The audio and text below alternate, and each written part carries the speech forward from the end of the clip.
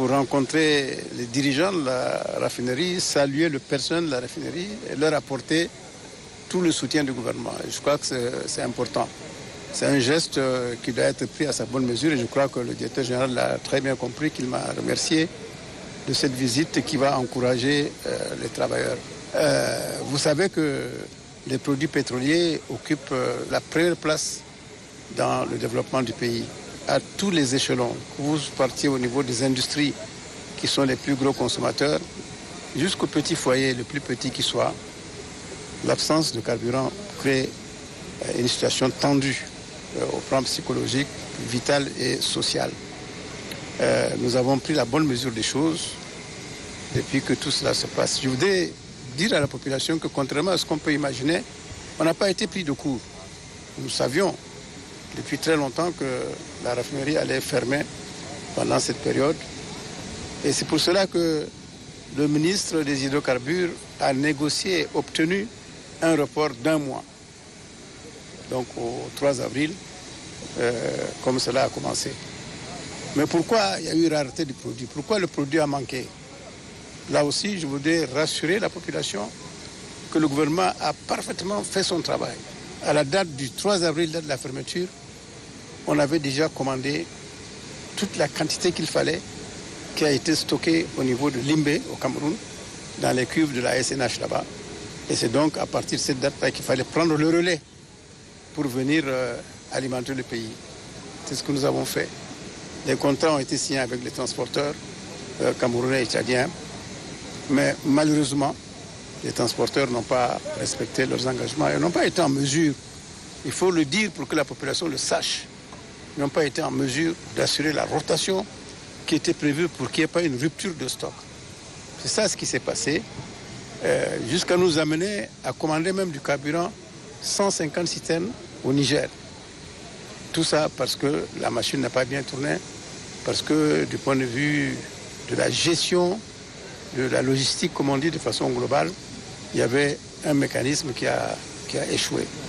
Et c'est ça qui a provoqué cette situation tendue et les réactions légitimes de la population. La population ne cherche pas à comprendre les motifs de ci ou de cela, veut du carburant. Nous sommes venus donc voir ici au niveau de la raffinerie quelle est la situation réelle qui se présente. Vous avez suivi les explications du directeur général qui est à mes côtés. Il a dit que sur les instructions du ministre des Hydrocarbures, ils ont avancé la date de 5 jours et qu'à partir du 18, ils seront en mesure de reprendre la fourniture du carburant comme par le passé. Je lui ai dit que notre visite ici avait pour objectif de faire en sorte que ce délai-là soit réduit. Je ne vais pas parler à sa place pour prendre un engagement ferme, mais je peux vous dire qu'il a compris nos difficultés et il a promis, lui aussi, de réduire encore ce délai de 5 jours. Nous sommes ici dans le domaine de l'industrie, dans le domaine de la mécanique. On ne peut donc pas maîtriser à 100% et dire qu'on est sûr. Mais ce qui est certain, c'est que dans les jours qui viennent, au courant de la semaine prochaine, Inch'Allah, Dieu est là pour veiller à tout cela. Et je crois que nous serons en mesure à ce moment-là, lorsque aussi la commande du Niger va venir participer à l'alimentation du marché, nous serons en mesure de reprendre la situation normale. En toute chose, bonne ou mauvaise, surtout mauvaise, il faut tirer des leçons. Le gouvernement va tirer les leçons de tout cela, situer les responsabilités et entreprendre une réforme profonde du secteur pétrolier. Je l'ai déjà dit au ministre qui va commencer dès maintenant, il l'a déjà commencé d'ailleurs, à voir quels sont les secteurs qui méritent une réforme et comment est-ce que globalement, je l'ai dit aussi en réunion hier, pourquoi est-ce qu'il a manqué de stock dans tout pays organisé. Il y a toujours un stock d'une durée de 3 à 6 mois selon la consommation du pays. Cela va reprendre. Le Tchad va devenir dans ce domaine-là un État normal et non pas un État informel. Et j'ai pris l'engagement que lors de la prochaine révision, les stocks nationaux vont prendre le relais. C'est une obligation.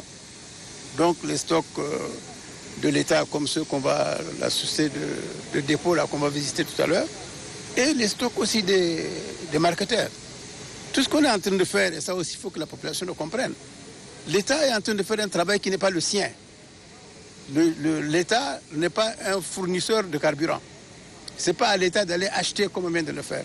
Si nous avons des marketeurs sérieux, des compagnies sérieuses, des majors sérieuses, c'est ceux-là qui doivent assurer tout ce travail. Parce que c'est ça qui les fait vivre, c'est par là qu'ils gagnent de l'argent. Là, aujourd'hui, l'État se substitue à eux en situation d'urgence.